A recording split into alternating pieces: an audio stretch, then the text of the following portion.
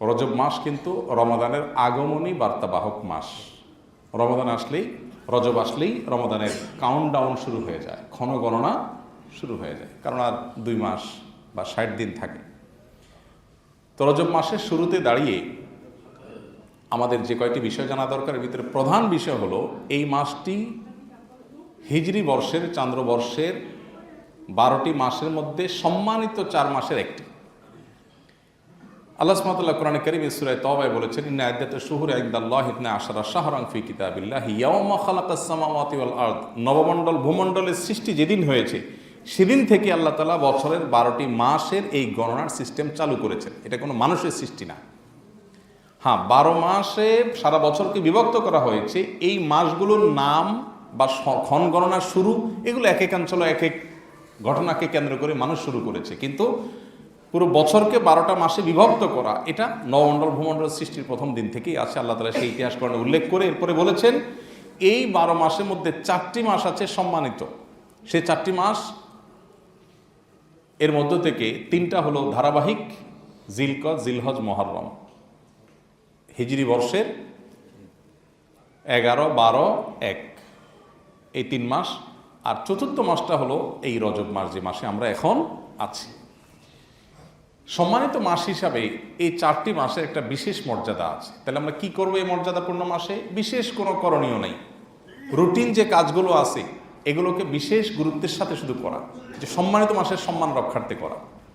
ধূমপান করা খারাপ কাজ, সবসময় খারাপ কাজ, কিন্তু শ্বশুরের সামনে, বাপের সামনে, মুরব্বীর সামনে করাটা আরো বেশি খারাপ।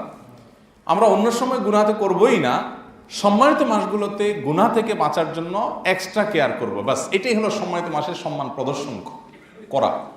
আল্লাহ সুবহানাহু ওয়া তাআলা কোরআন কারীমে সূরা তাওবায় বলেছেন, যালিকা দ্বীনুল কাইয়্যিম ফালা তাযলিমু ফীহিন্না আনফুসাকুম। এই সম্মানিত মাসগুলোতে তোমরা নিজেদের প্রতি নিজেরা পাপাচার করে তোমরা নিজেদের প্রতি জুলুম করিও না। তার মানে এই মাসগুলোর সম্মানার্থে পাপাচার থেকে বেঁচে থাকার জন্য বিশেষভাবে যত্নশীল হওয়া হলো আমাদের কর্তব্য। আর এই যে সম্মানিত মাস যাচ্ছে, এই কথাটা আপনার মাথায় যদি মাঝে মধ্যে থাকে যে এটা সম্মানিত মাস অতিবাহিত হচ্ছে, এটাই এনাফ ইনশাআল্লাহ। সম্মানিত মাস যাচ্ছে সেই হিসাবে আপনি একটু নড়ে চড়ে বসলেন, আপনি একটু আমলের ব্যাপারে বিশেষ যত্নশীল থাকলেন, গুনাহ থেকে বাঁচার পরে বিশেষ মনোযোগী হলেন, বাস এটাই হলো সম্মানিত মাস উপলক্ষে আপনার করণীয়। যেরকম আপনি কোথাও বসে আছেন, হঠাৎ আপনার শ্বশুর এসেছেন, বাবা এসেছেন, আপনার মা এসেছেন, আপনার টিচার এসেছেন, কোনো মুরব্বী এসেছেন, সাথে সাথে আপনি বসার স্টাইলের মধ্যে একটু নড়ে চড়ে বসেন, একটু ভদ্র হয়ে বসার চেষ্টা করেন, এটাই হলো সম্মান প্রদর্শন। ঠিক একইভাবে সম্মানিত মাস এসেছে এই ধারণাটা আপনি মাঝে মধ্যে আপনার মাথায় আপনি উপস্থিত করলেন যে হ্যাঁ এখন সম্মানিত মাস চলছে, এটা মনে করে আপনি একটু নড়ে চড়ে বসলেন, আপনি একটু আমলের পরে বিশেষ মনোযোগী হলেন, বাস এটুকু এনাফ। আলাদা বিশেষ কোনো করণীয় নাই। এ মাসের যুদ্ধ বিগ্রহ সম্পর্কে আল্লাহ সুবহানাহু ওয়া তাআলা বলেছেন, ইয়াসআলুনাকা আনিশ শাহরিল হারামি কিতালিন ফীহি কুল কিতালুন ফীহি কাবীর। এ মাসের যুদ্ধ বিগ্রহ করার সম্পর্কে আল্লাহ সুবহানাহু ওয়া তাআলা কোরআনে বলেছেন এটা কবিরা গুনাহ, অপরাধ।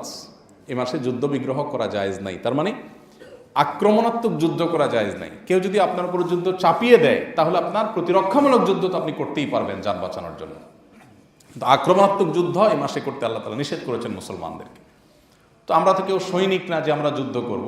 তো মিনি যুদ্ধ যেগুলো হয় আমাদের বাসা বাড়িতে, দোকানপাটে, অফিস আদালতে, ঝগড়াঝাটি আর কি, এগুলো আমরা নিয়ন্ত্রণ করলাম সম্মানিত মাসের সম্মানার্থে, ব্যাস এগুলো এনাফ, এর বাইরে আর কিচ্ছু নেই। এছাড়া রজব মাস আসার পর বিশেষ করে রমাদান শুরু হয়ে যায়, রমজানের প্রস্তুতি শুরু হয়ে যাওয়া দরকার, মানসিক সার্বিক প্রস্তুতি। যদিও আমাদের পূর্বসূরীরা রমাদানের প্রস্তুতি গ্রহণ করতেন রমাদান আসার 6 মাস আগে থেকে, তো অন্তত রজব থেকে আমরা শুরু করে দিই। আল্লাহ আমাদেরকে আমলের তৌফিক দান করুন। তাহলে সম্মানিত মাস সম্পর্কিত যে কনসেপ্ট বা ধারণা, এটা আমাদের সমাজ থেকে কিন্তু বিলুপ্ত হয়ে গেছে। মানুষ জানেই না সম্মানিত মাস আবার কি। রমাদান শ্রেষ্ঠ মাস এটা সবাই জানে, রমাদান শ্রেষ্ঠ মাস এটা ঠিকও আছে। রমাদানের পরে 4টি মাস বিশেষ মর্যাদাপূর্ণ মাস, সেই মাসগুলোর একটি হলো এই মাসটি যেটাতে আমরা মাত্র প্রবেশ করলাম।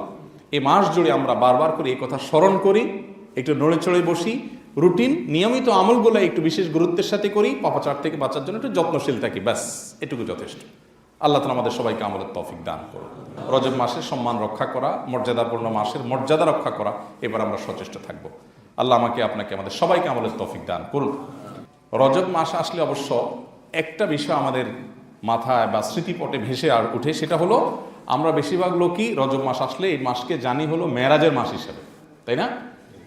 নবী করিম সাল্লাল্লাহু আলাইহি সাল্লামের জীবনে অলৌকিক একটি ঘটনা ঘটেছে যে রাত্রিবেলায় আল্লাহ সুবহানাহু ওয়া তাআলা তাকে মক্কা থেকে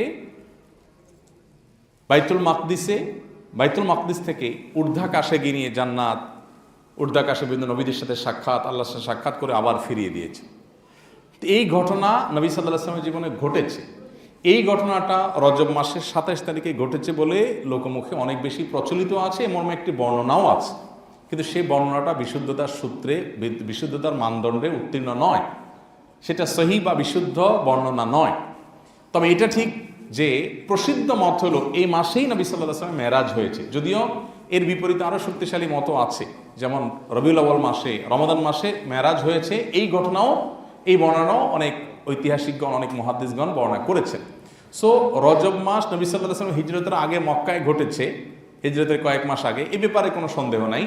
কিন্তু কোন মাসে হয়েছে, আর মধ্যে আবার কোন তারিখে হয়েছে, এটা বিশুদ্ধভাবে কোনো হাদিসে সুস্পষ্টভাবে বর্ণিত হয় না। তারপরেও যেহেতু একটা ঐতিহাসিক ঘটনার দিন, কেউ যদি রজব মাসের 27 তারিখে হয়েছে এই মর্মে যেহেতু অনেকের মত আছে, এটা কেউ মনে করলে তেমন কোনো সমস্যা নেই, এটাতে কোনো বড় গুনাহ হয়ে যাবে না। কিন্তু বিশুদ্ধ মত হলো যে এর তারিখটা বিশুদ্ধ কোনো মত দ্বারা সুসাব্যস্ত হয়নি, বিধায় 27 তারিখকে মেরাজের রাত হিসাবে চূড়ান্ত করা এটা সঠিক নয়। যদিও এটাকে আমাদের দেশে সরকারিভাবে মেরাজের রাত হিসাবে বছরের চাঁদ উঠলেই ঘোষণা করা হয়। দেখুন, রজব মাসের চাঁদ দেখা গেলে পত্রপত্রিকাগুলোতে নিউজ হয়, রিপোর্ট হয় যে পবিত্র রজব মাসের চাঁদ দেখা গেছে, সুতরাং অমুক তারিখে শবে মেরাজ।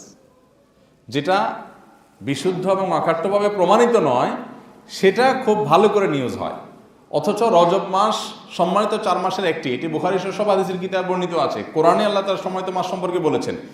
এটা নিউজ হয় না যে রজব মাসের চাঁদ দেখা গেছে, এই রজব মাস সম্মানিত 4 মাসের একটি মাস, রাসূল সাল্লাল্লাহু আলাইহি ওয়াসাল্লাম এই মাসে এই করতে বলছেন, এই করতে নিষেধ করেছেন, এ মর্মে কোনো নিউজ পাওয়া যায় না। আমাদের দেশে আসলে দুর্ভাগ্যজনকভাবে দীর্ঘদিন থেকেই মিডিয়াগুলোতে সুন্নাহর বিপরীতে বেদাতটা বেশি প্রচারিত হয়, যার কারণে মানুষ সঠিকটা না জেনে ভুলটাই বেশিরভাগ ক্ষেত্রে জানে। তো আমরা সঠিকটা জানার চেষ্টা করব, মানুষকে জানাবার চেষ্টা করবো ইনশাআল্লাহ।